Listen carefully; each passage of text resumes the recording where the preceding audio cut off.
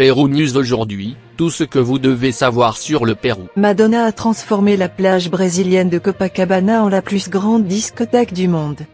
Madonna, la reine de la pop, n'a laissé aucun répit à ses fans et a enchaîné les uns après les autres les plus gros succès de ses 40 ans de carrière. La chanteuse américaine Madonna a transformé la plage de Copacabana à Rio de Janeiro en la plus grande discothèque du monde avec un concert historique samedi soir devant un public estimé à 1,5 million de personnes, qui n'ont pas arrêté de danser pendant 2h30 de spectacle.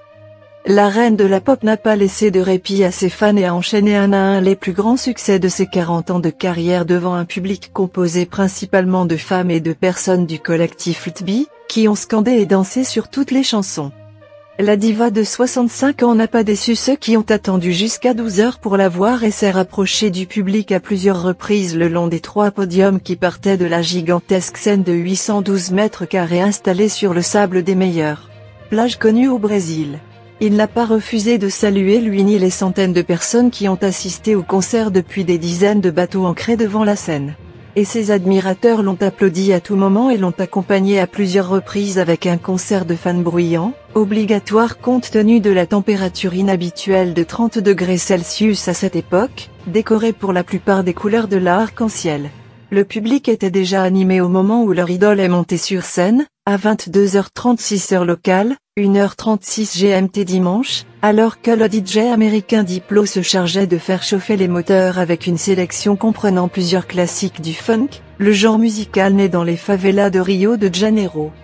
L'américaine, comme dans toutes ses présentations, a changé de tenue à plusieurs reprises au cours du défilé et a même porté un costume aux couleurs jaune et verte du drapeau brésilien, les mêmes avec lesquels elle s'est verni les ongles. Mais elle a également conquis le public en faisant venir un groupe d'enfants percussionnistes d'une école de samba pour l'accompagner dans l'interprétation de La Isla Bonita, une chanson dans laquelle elle portait le maillot de l'équipe brésilienne de football et dans laquelle elle jouait avec le chanteur populaire et drag queen Pablo Vittar. Rien de mieux que Copacabana.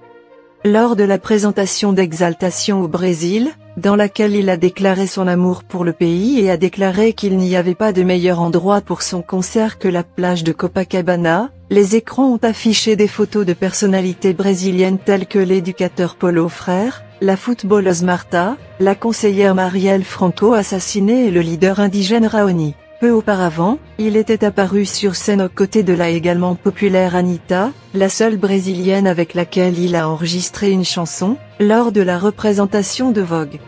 Les applaudissements n'ont pas non plus manqué pour les nombreux hommages qu'il a rendus, principalement sur les écrans géants de télévision, à des idoles comme Prince et Michael Jackson, à des personnalités brésiliennes mortes du sida, comme le chanteur Cazuza, et à de célèbres dirigeants noirs. Avec le concert de ce samedi, Madonna a mis fin à la tournée commémorative de ses 40 ans de carrière, Célébration Tour, dans laquelle elle revient sur toute sa carrière avec ses plus grands succès, tels que Like a Virgin, Vogue, Holiday, Comme une prière et La Belle Île.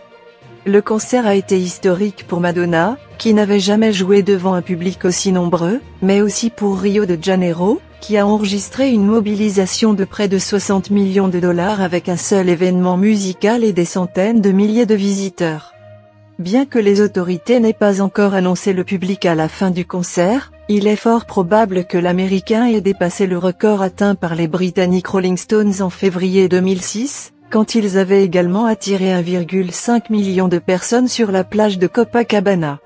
La même plage a été le théâtre de 2 autres concerts encore plus massifs, celui de Rod Stewart en 1994 avec 3,5 millions de personnes et celui du Brésilien Roré Ben en 1993 avec 3 millions, qui figurent dans le livre Guinness des records. La mobilisation massive provoquée par Madonna a obligé les autorités de Rio à mettre en place une infrastructure similaire à celle utilisée lors des festivités de Réveillon, lorsque jusqu'à 5 millions de personnes disent au revoir à l'année à Copacabana. Laissez-nous votre commentaire, donnez-nous votre like et abonnez-vous pour continuer à grandir et suivez-nous sur nos réseaux sociaux, Facebook, YouTube, Instagram et TikTok.